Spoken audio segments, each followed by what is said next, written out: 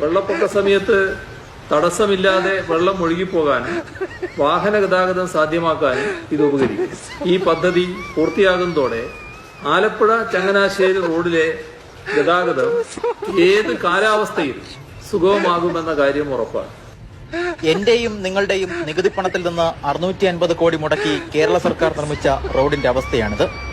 എത്ര വെള്ളപ്പൊക്കമുണ്ടായാലും റോഡ് മുങ്ങില്ലെന്നായിരുന്നു അന്ന് സർക്കാരിന്റെ അവകാശവാദം. എന്നാൽ മഴ പെയ്ത് 3-ാം നാൾ ചങ്ങനാശ്ശേരി AC റോഡിൽ വെള്ളം കയറി. കിടങ്ങറ ഫെഡറൽ ബാങ്ക് മുതൽ പൂവം ജംഗ്ഷൻ വരെയുള്ള നടപ്പാതയും വെള്ളത്തിൽ മുങ്ങി. റോഡിൽ വെള്ളം കയറത്തില്ലെന്നാണ് ഇത്രയും കോടി രൂപ മുടക്കി റോഡ് പണിത്. ഇപ്പൊ റോഡിൽ ആദ്യത്തെ 2-3 മഴ പെയ്തുള്ളൂ, അതിലുള്ള റോഡിൽ വെള്ളം കയറി. മറ്റത് അങ്ങനല്ലായിരുന്നു, ഒരു 5-6 മഴ കഴിഞ്ഞിട്ടേ വെള്ളം കയറത്തുള്ളായിരുന്നു. തിരുവല്ല റോഡ് ഉണ്ടാക്കി, അതും വെള്ളത്തിലായി.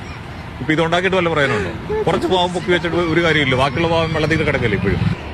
പണി പൂർത്തിയാകാത്ത ഭാഗത്താണ് വെള്ളം കയറിയതെന്നാണ് റോഡിന്റെ നിർമ്മാണ കരാർ ഏറ്റെടുത്ത ഊരാളുങ്കലിന്റെ ന്യായീകരണം.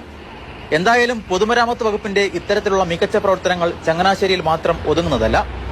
ഈ കാണുന്നത് ഈരാറ്റുപേട്ട വാഗമൺ റോഡാണ്. മന്ത്രി മുഹമ്മദ് റിയാസ് റോഡിന്റെ ഉദ്ഘാടനം നടത്തിപ്പോയിട്ട് 1 മാസം പോലും ആയിട്ടില്ല.